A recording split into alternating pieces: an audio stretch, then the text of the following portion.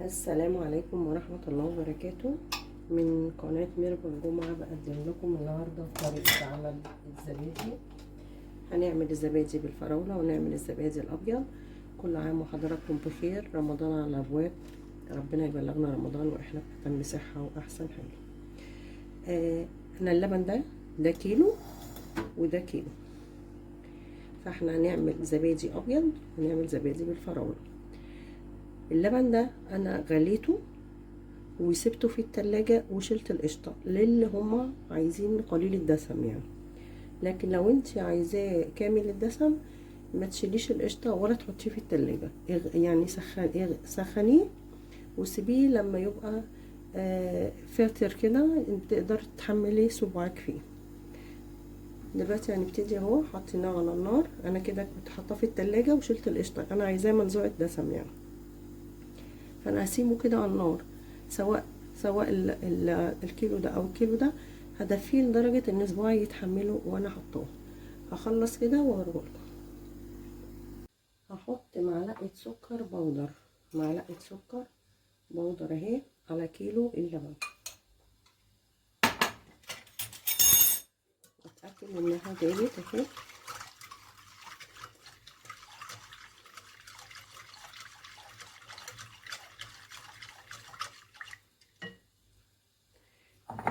هجيب الزبادي الخميرة،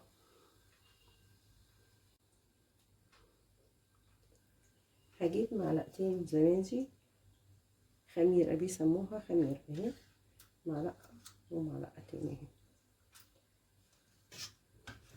دي هحط شوية لبن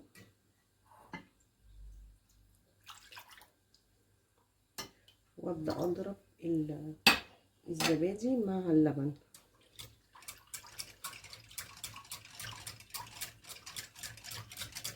لازم اتاكد الزبادي ده الخميره ده بتشتريها سواء شركات او بلدي براحتك. وبعدين بعد كده لما تيجي تعملي الزبادي اخر كوبايه خديها خميره بقى وانت بتعملي الزبادي ايه باستمرار يعني. بصي اتاكد ان الزبادي كله داب.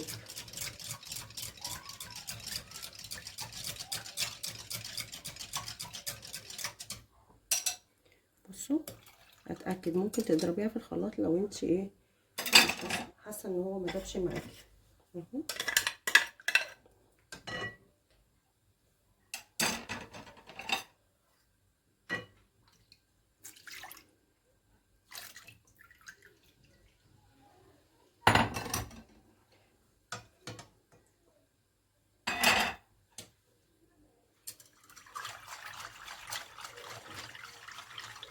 اضربه ببعضه كده وابدا اصبه في كوبايات او الطواجن الفخار اللي تحبيه.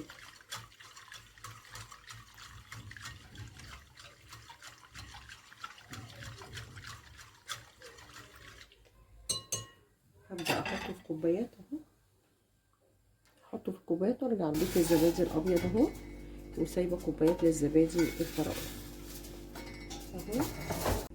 لفينا اللبن لدرجه ان احنا نتحمله اهو، وشلنا اي قشر عليه زي الايه، زي ما عملنا المره اللي فاتت. تسخنيه لدرجه ايه تتحمليه. هنحط برده معلقه سكر بودر وهنضربه كده. وفي نفس البوله بتاعت الزبادي البيضاء انا هعمل ايه، حطيت معلقتين زبادي فراوله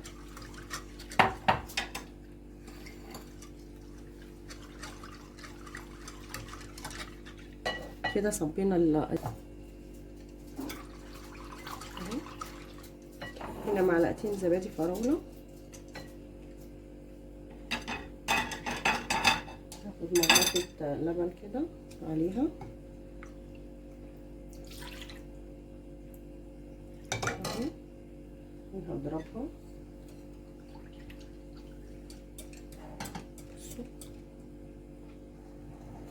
عشان تبقى ظاهره اهي. ده زبادي فراوله كوبايه صغيره اللي هي تبقى معلقتين يا دوب. طيب شايفين لونها؟ دي الزبادي الفراوله حطيت معلقتين على كيلو اللبن كويس. هروح جايبه لون من بتاع من اللي عند العطار، لون مصرح بيه. ادي هي، هحط نقطة وادي نقطة، ماشي. وهعمله كده.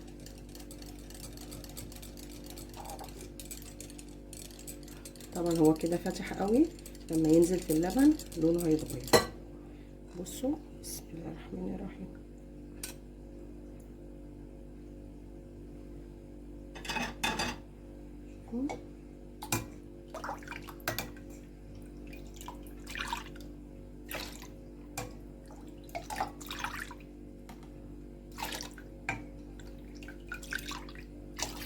طبعا نسيت اقول لكم ان من اول ما بدات الزبادي الابيض وانا مولعه الفرن على درجه حراره عاليه جدا. اول ما اجي ادخل كده صبينا زبادي الفراوله والزبادي الابيض. هدخلهم بقى على الفرن اللي هو مولعاه من اول ما بدات، فرن عالي جدا. اول ما اجي ادخل الصينيه قبليها هروح طافيه النار واروح مدخليه. قبل ما ادخله كده احنا حطينا هنا الخميره زبادي معلقتين زبادي ابيض في الكيلو اللبن اللي هو الزبادي الابيض، ومعلقه سكر بودر، وقلبناه وحطيناه.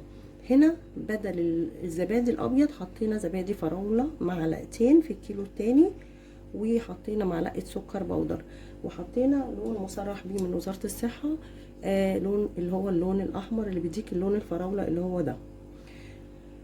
هندخله الفرن. قبل ما ادخله الفرن هغطيه اهو، واعمله ورق فويل كمان، وادخله الفرن. بس هكون طافيه الفرن قبلها. هخلص نسيبه حوالي 6 ساعات وارجع لكم. وادي الزبادي بعد 6 ساعات اهو. بصوا ما شاء الله، بصوا عامل ازاي، شايفين شايفين.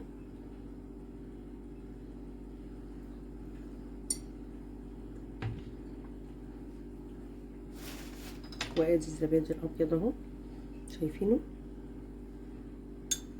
شايفين.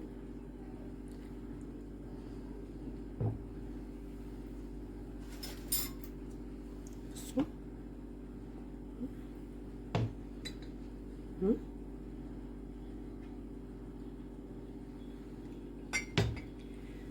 نفس المقادير بتاع ده، كيلو لبن وده كيلو لبن. ده الخميرة بتاعته زبادي أبيض معلقتين كبار، وده زبادي فراولة مع نقطتين من ألوان من عند العطار. وأتمنى الفيديو يكون نال إعجابكم، وكل سنة وحضراتكم طيبين، واترككم في رعاية الله، والسلام عليكم ورحمة الله وبركاته.